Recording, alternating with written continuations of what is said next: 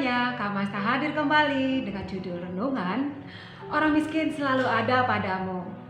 Kebanyakan di antara kita beretikat baik dalam hal menolong orang miskin.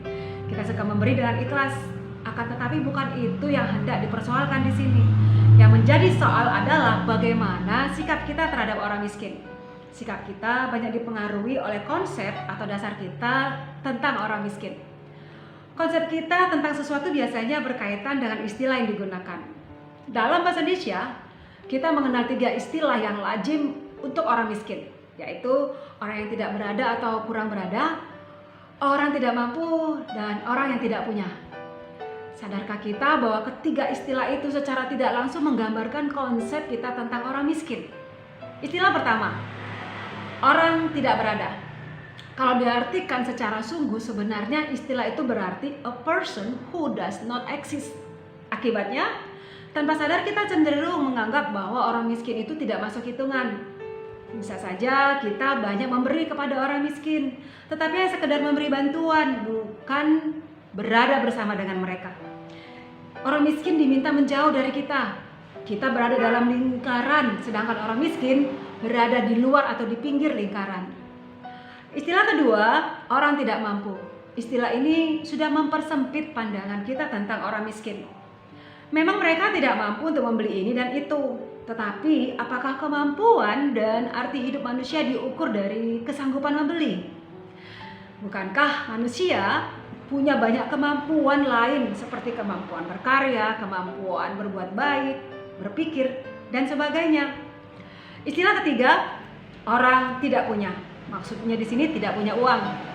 Tetapi mengapa hidup hanya diukur dengan uang? Walaupun kita tidak punya uang, namun kita masih mempunyai rupa-rupa hal. Punya harga diri, punya kegembiraan, punya semangat, punya iman, punya pengharapan, dan sebagainya.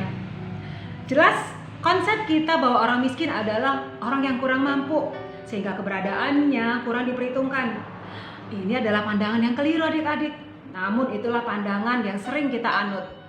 Dalam gereja misalnya, jika kita mencari calon pengurus, panitia, atau penatua, biasanya kita jarang mengingat untuk memilih orang miskin. Padahal bukan mustahil, di antara orang miskin ada orang yang bijak dan mempunyai hikmat. Namun justru mereka cenderung diremehkan, seperti yang tertulis di Pengkhotbah 9 dan 16. Hikmat orang miskin dihina dan perkataannya tidak didengar. Padahal di sepanjang Alkitab ada kesaksian bahwa Allah menghargai orang miskin. Allah tidak membedakan berdasarkan kaya miskin. Sebab Tuhan Allahmu tidak memandang bulu atau menerima suap, yang membela hak anak yatim dan janda dan menunjukkan kasihnya kepada orang asing dengan memberikan makanan dan pakaian. Ulangan 10 ayat 17-18. Sikap Allah yang menghargai martabat kemanusiaan orang miskin tampak dalam diri Yesus. Di Matius 25 tertulis, orang lapar, haus, telanjang, orang asing, orang sakit, dan orang yang dipenjara. Disebut Yesus sebagai perwujudan diri Yesus.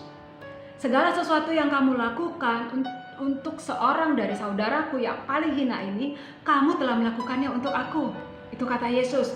Lalu Yesus berkata lagi, karena orang-orang miskin selalu ada padamu, tetapi aku tidak selalu bersama-sama dengan kamu. Matius 26 ayat 11. Orang miskin selalu ada pada kita adik-adik. Itulah pertama-tama menjadi dasar hidup kita. Mengakui keberadaan orang miskin di antara kita. Mereka ada, karena itu perlu ada tempat bagi mereka dalam benak dan hati kita. Kita menerima mereka sebagai bagian dari hidup kita dan gereja kita. Orang-orang miskin selalu ada padamu, ujar Yesus. Mereka ada di antara kita. Mereka eksis. Demikian renungan dari Kak Masta. Kita berdoa. Tuhan Yesus, ajarlah kami untuk menghargai keberadaan orang-orang miskin yang ada di sekitar kami. Amin. Tuhan Yesus memberkati. Shalom.